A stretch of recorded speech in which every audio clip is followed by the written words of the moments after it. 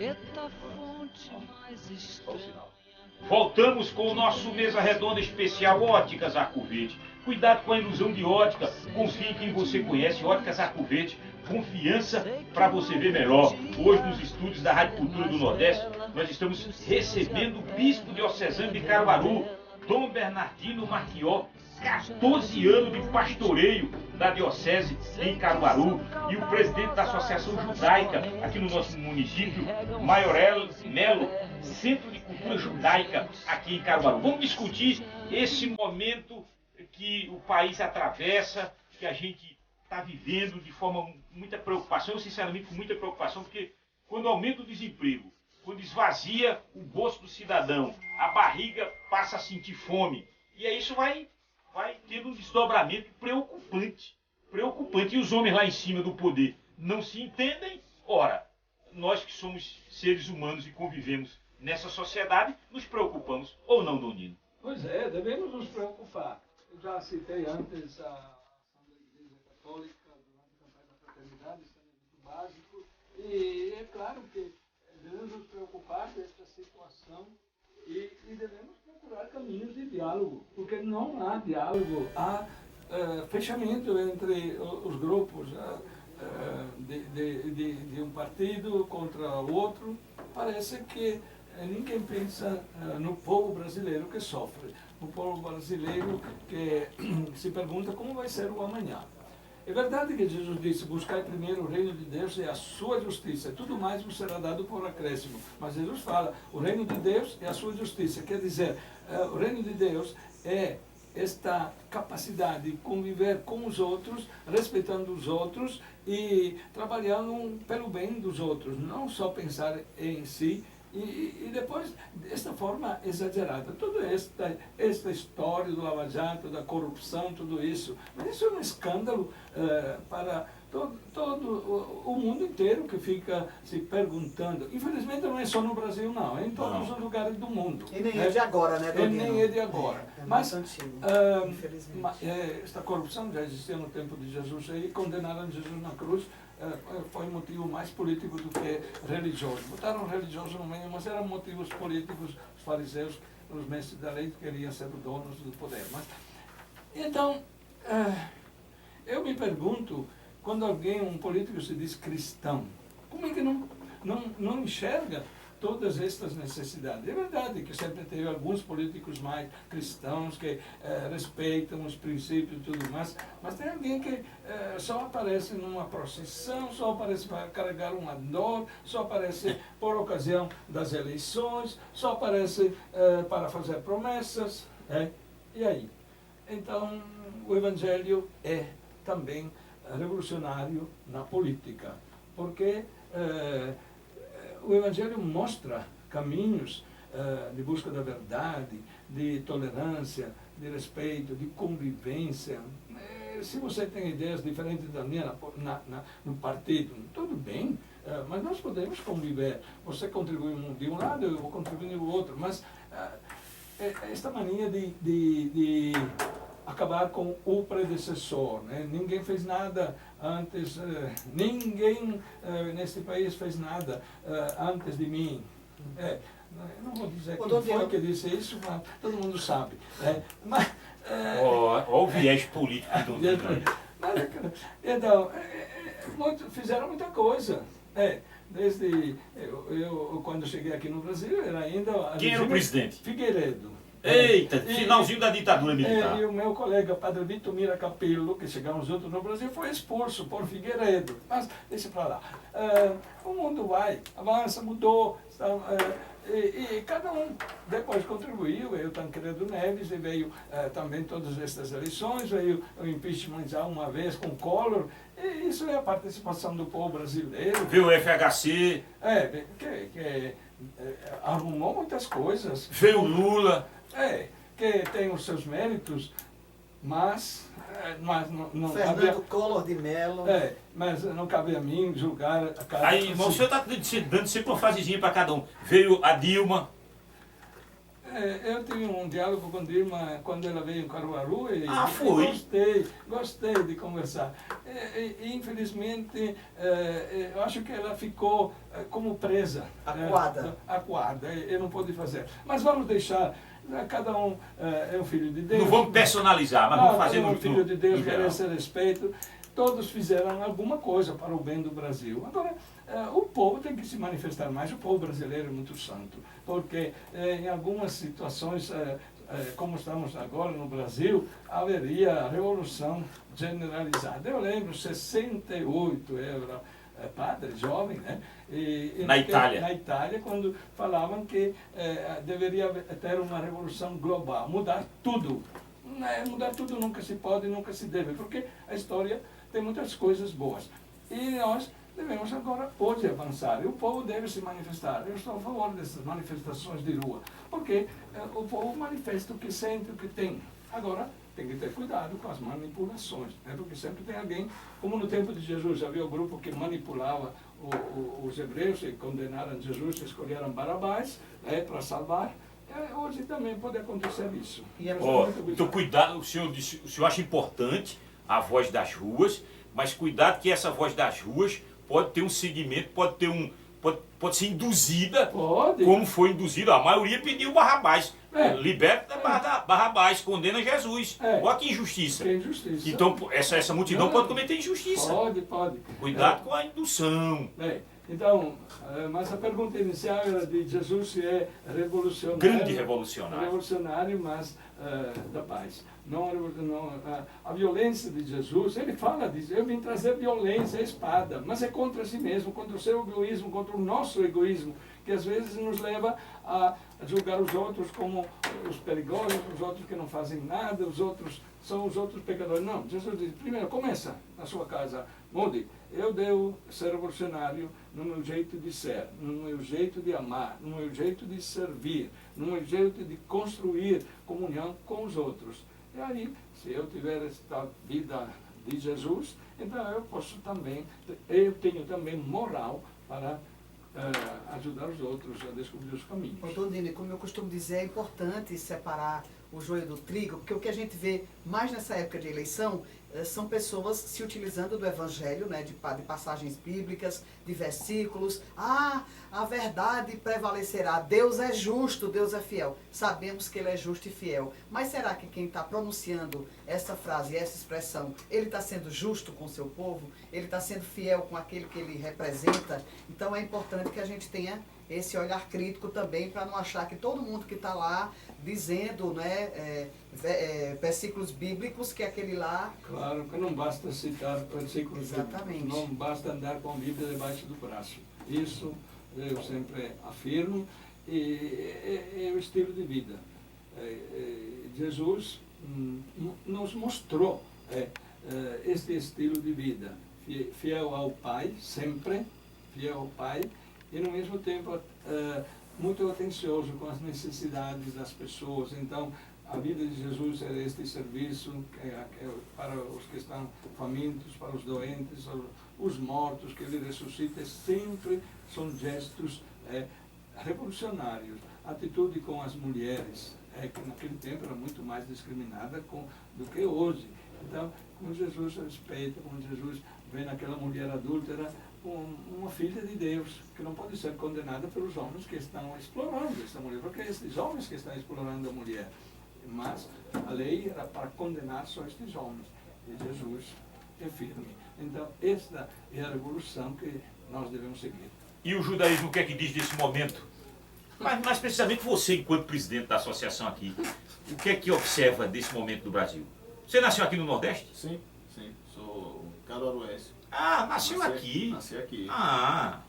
Então... Sua família também é adepta do judaísmo? Sim. Estive em Israel em 2014. Foi? Foi. Trouxe muita coisa legal de lá. Mas sobre a questão atual do Brasil, eu acho que talvez, apesar de sim, entender como importante e democrático cada manifestação, cada ala manifestar o que pensa, eu acho que o que falta nas duas alas, eu acho que o que não está claro é o conceito, né? Eles lutam por uma melhoria, eles lutam por um Brasil melhor, mas qual o conceito de melhoria? O que significa melhor? Para o pessoal do MST, melhoria é ver as terras sendo entregues para eles aí indiscriminadamente. Para o pessoal de direita, talvez, a melhoria seria um governo que tem uma filosofia militar, não é? O que é melhoria? O que é melhor? Ou estou lutando pelo quê, na verdade? Eu acho que o conceito, ele acaba nos dando uma luz, ele acaba aclarando, ele nos dá uma referência, né? Se eu fosse citar aqui uma escritura para nos dar um padrão de referência, eu talvez pensaria aí no livro de Eclesiastes, no final do livro, que o grande rei Salomão, que em hebraico a gente chama Shelomo HaMelech, o rei Salomão, e ele foi de fato alguém muito sábio, porque o próprio Deus disse dele, olha, eu te darei sabedoria tal que antes de ti jamais houve e depois de tu jamais haverá alguém tão sábio. Então ele realmente sabia o que dizia.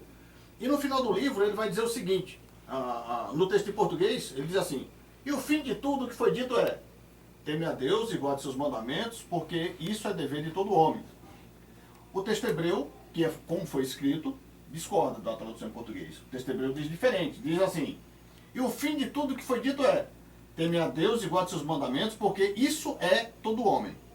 Apesar de ser boba a diferença aparentemente, mas o conceito no final é gritante, a diferença no final é gritante. Veja, na tradução em português, e eu entendo o tradutor porque fez isso, não foi por maldade, né? Ele vai pensar aí e, mediante a realidade que ele está inserida, ele vai traduzir assim. Ele entende que aquele que guarda crê em Deus e guarda os mandamentos divinos é um homem crente.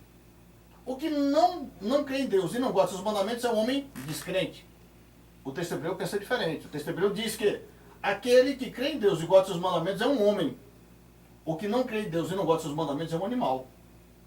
Essa é a diferença grande. Muito grande, não é? De uma interpretação para outra. Perfeitamente, porque crer em Deus pressupõe crer na moralidade, crer no que é reto, crer no que é direito. Então, atividades como roubar, como se corromper, como mentir, isso é característica da astúcia do animal para conseguir o que quer. Perceba que os corruptos tendem a saciar a sua fome imediata daquilo que deseja. Aquele que anda no direito, não. Ele se sacrifica no agora por um amanhã melhor. E pensa nos filhos, não é nele. Isso faz uma diferença muito grande, não é? A gente nunca vai ver um cachorro aí batalhando para deixar bem a vida dos filhos que vai nascer. Não vai pensar nisso. O cachorro está pensando em encher o bucho agora. Não é? Um pai de família, não. Ele vai batalhar para juntar, para dar uma boa vida para o filho que vai vir. Essa é a diferença básica em crer em Deus e guardar os seus mandamentos. Isso é que faz um homem.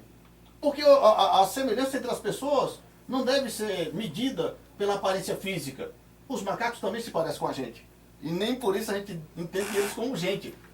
A semelhança entre os homens está em pensarmos semelhante, em caminharmos juntos numa direção que é proveitosa para todo mundo. E a lei e a ordem é algo proveitoso. Então eu acho que é esse tipo de critério que está faltando nessas manifestações, não é? Eu acho que a gente deveria talvez pensar um pouco mais sobre isso. É isso que eu, como representante da ética judaica, tenho a dizer. Eu acho que é por aí. Eu compreendi, e nessa reta final, o cristão católico está aqui dondinho com a Bíblia, e todo cristão, ele tem a sua Bíblia. Muitos não leem, até tem ela em casa aberta ou coisa parecida. Os protestantes, você é anglicana, né? Sim. Os protestantes, o anglicanismo também é um viés do protestantismo, lá na Inglaterra, eles até leem mais. Eles leem mais. E os judeus, o livro sagrado é a Bíblia também. Sim. Né? Sim. Só os muçulmanos é que é o Alcorão, é um outro livro. Mas os judeus... E é um resumo da Bíblia. O Alcorão é um resumo da Bíblia. Também, né? Sim. É isso mesmo, Então tá tudo numa tábua só. Isso o que vai diferenciar são as interpretações. Isso, os detalhes, né? Os detalhes? Detalhes. Mas são significativos? Às vezes sim, às vezes não. Às vezes... Por exemplo... Gostei dessa explicação, às vezes sim, às vezes não. Bom, eu quero dizer que a Bíblia, saiu agora um livro do Papa Francisco, o nome de Deus é Misericórdia. Né? Neste ponto, nós encontramos um caminho. E a misericórdia não é fraqueza de Deus, mas a misericórdia é exatamente essa atitude de Deus de se voltar para aquele que é uma criatura. A criatura sempre precisa de alguém que o levante, alguém que dê força, alguém que dá ânimo, dá coragem.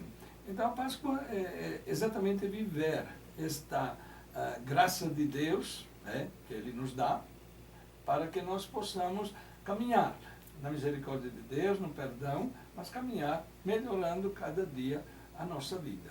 Eu gostaria até de concluir a minha intervenção, minha participação neste debate muito interessante. Né?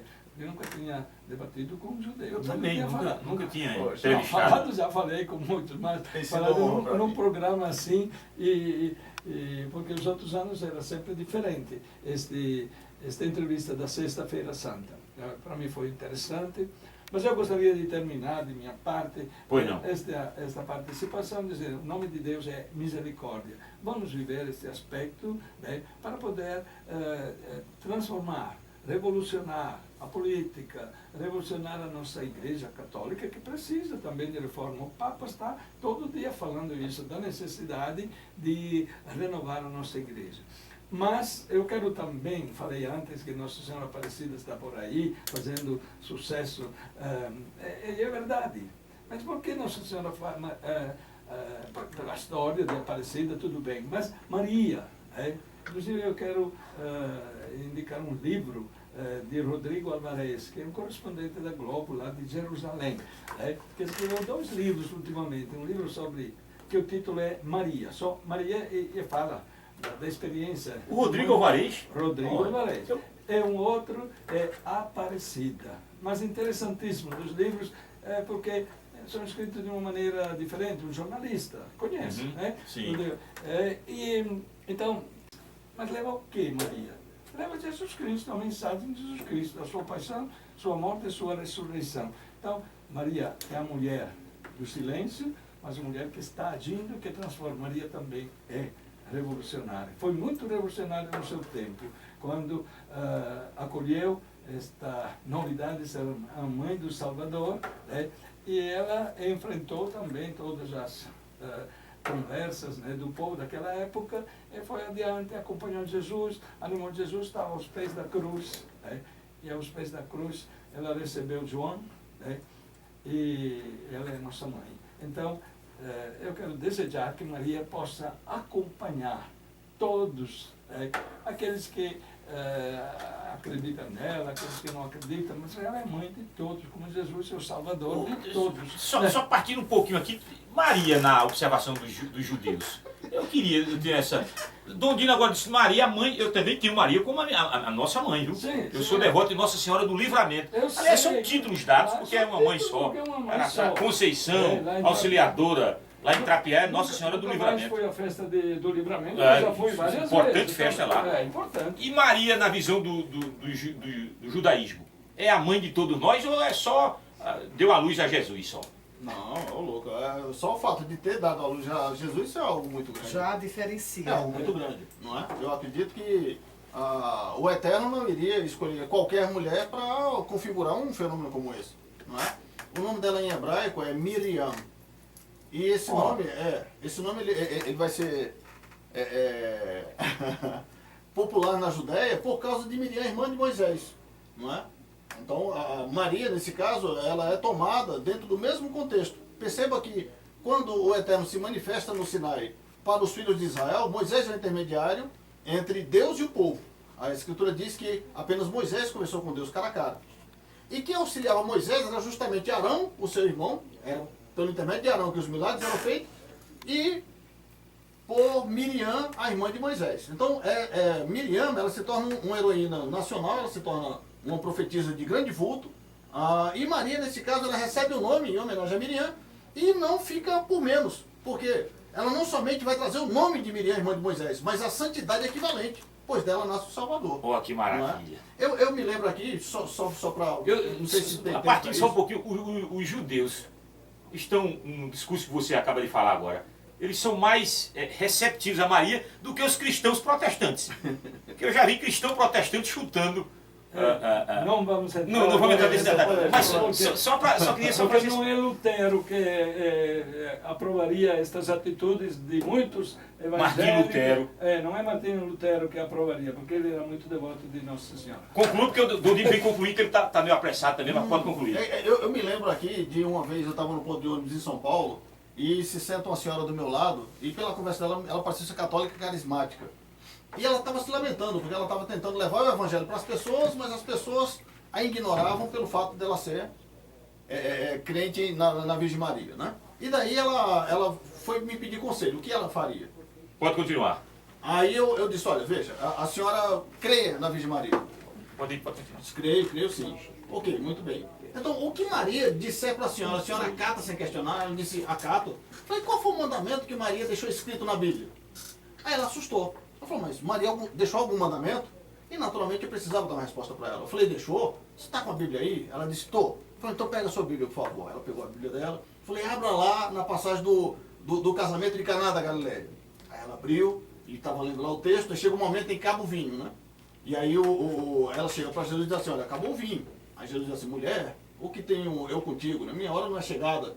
Aí ela entende isso como uma permissão, algo positivo ali. E ela se volta para o serviço e diz assim, ó, fazei tudo quanto ele vos mandar. Eu falei, ó, esse é o mandamento de Maria. Primeiro milagre. Esse é o mandamento de Maria, que você que é crente nela, que deve fazer tudo o que Jesus mandar. Foi isso que ela ordenou. E aí ela ficou toda feliz e... Dodinho, muito obrigado. O senhor tem compromisso, hoje é sexta-feira santa. Pois é, eu quero agradecer esta oportunidade de conversar com todos vocês aqui na mesa, com todos os ouvintes. Quero desejar uma feliz Páscoa para todos, feliz ressurreição, e vamos continuar a nossa vida de homens e mulheres novos, que acreditam no Evangelho de Jesus e vivem toda a história da Páscoa, do passado, Antigo Testamento, do tempo de Jesus, Novo Testamento e a Páscoa dos nossos dias. Feliz Páscoa para todos. Vamos também encerrando aqui a participação do presidente da Associação Judaica de Caruaru, o Maurel Melo. Eu não sei se eu estou pronunciando correto. Maurel pronunciou bem. Ó. No outro bloco eu acho que talvez que eu vou diferenciar na dicção, mas foi bom. Mas é nome de batismo? Todo o judeu ele vai ter dois nomes, né? Ele vai ter o nome do lugar de onde ele nasce e um nome hebreu. Por exemplo, no Novo Testamento a gente vê isso claro em Paulo, né? O mundo cristão entende assim. Ele se chamava Saulo, quando se converteu ao cristianismo foi chamado de Paulo. Não é isso que está registrado. Lá Lucas diz o seguinte, e Saulo, também chamado Paulo, porque ele tinha os dois nomes? Porque ele nasce no domínio romano, e aí Paulo de batismo. Porém, numa família judaica. Então ele tinha o nome hebreu, Saulo, que é Shaul. Então ele tinha os dois nomes simultaneamente. A comunidade judaica chamava ele de Shaul, a população romana chamava de Paulo. E essa é uma regra geral. Isso é antes de Paulo, né? E isso continua até o dia de hoje. Todo judeu fora de Israel tem dois nomes. O nome de batismo e o nome hebreu. O seu nome de batismo, confirme. Luiz Carlos. Luiz Carlos Silva de Melo. E o segundo nome? Maurel Melo. Ah, interessante, né? Rapaz, hoje esse Mesa Redonda foi especial porque eu conheci mais da religião judaica. Obrigado pela Todos os nossos honra de estar aqui ouvintes. com vocês. Muito interessante. Eu vejo uma semelhança muito forte entre o cristianismo. Tem. Judeus, até porque Jesus era judeu. Sim, isso é inegável. Ele foi circuncidado ao 8º dia, ele ensina sobre a lei, ele não foge do contexto. A única diferença, o rei virá, e pode não ser ele, Jesus pode ser um outro. Não, o nome é outro, a pessoa é a mesma. Ué. A pessoa é a mesma. O nome é que, segundo o que está escrito lá, é que será outro. Mas é a mesma pessoa. A mesma pessoa. Hoje, a mesma pessoa. Então somos cristãos judeus. Sim, Cristãos judeus. sim. O muçulmano é que difere um pouquinho. Já há um. No caso Não vou dizer um abismo, mas já há uma No discrepância. no caso do muçulmano, eu tenho uma certa simpatia por eles. Os radicais não, né? Mas os moderados eu tenho uma certa simpatia. A crença deles é bem semelhante à nossa. Ele crê que Deus é um. Sim. Né? Ele crê que Jesus é o verbo encarnado, no Alcorão está lá escrevendo que é o verbo. Porém, o que ele vai entender? Ele vai entender que esse verbo não é um Messias, é um profeta, dentre muitos profetas. Muitos. E no caso, o Mohammed, o Maomé, é o último profeta. E esse é o enviado. Não, todos eles foram. É que Mohammed, por ser o último, então parece que, para o muçulmano, que o Alcorão é uma palavra sem adulteração. É como que a Bíblia sofreu, no decorrer das eras, adulterações. E o Alcorão não, seria a palavra de Deus sem mistura. É isso que eles vão alegar, né? Mas a linguagem do Alcorão é uma linguagem interessante, é uma linguagem para surpresa daqueles que vê o muçulmano na mídia e poder ler o Alcorão, é até moderada. É um livro interessante, tem uns conselhos interessantes. Logicamente, por ser muçulmano, vai ter certas afirmações que o judeu não vai concordar. Né? A lei de Deus, ela fixa inquestionavelmente dentro de um contexto, e o Alcorão, por sua vez, vai estar vendo o lado árabe, como é que o árabe lá se comporta. Mas é um livro sagrado, eu tenho respeito por ele, acho legal. Olha, muito obrigado por sua participação, viu? Muito obrigado mesmo. Obrigado a vocês, viu? Deus abençoe. Uma feliz Páscoa judaica. Amém, uma feliz Páscoa cristã para vocês também. Rizuni, muito obrigado também. Obrigada a você, César Lucena. E a conclusão que a gente faz desse debate é que, independentemente de... As pessoas costumam dizer que religião e política não se discutem. Se discutem, sim.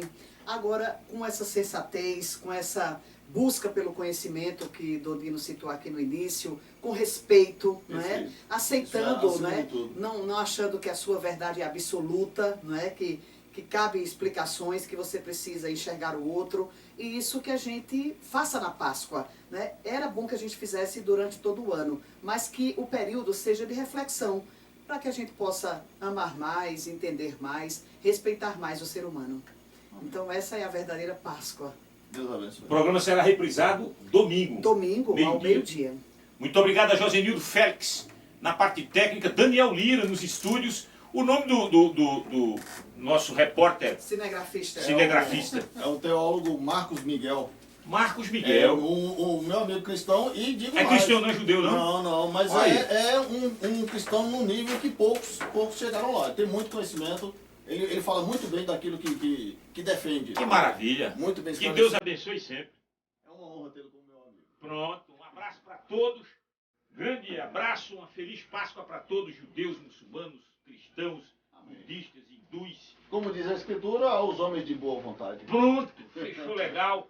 Boa tarde. Muito obrigado, foi muito bom. Deus abençoe. Obrigado. E assim, eu peço permissão, posso postar no Facebook? Pode ficar à vontade, Deus sem abençoe. problema.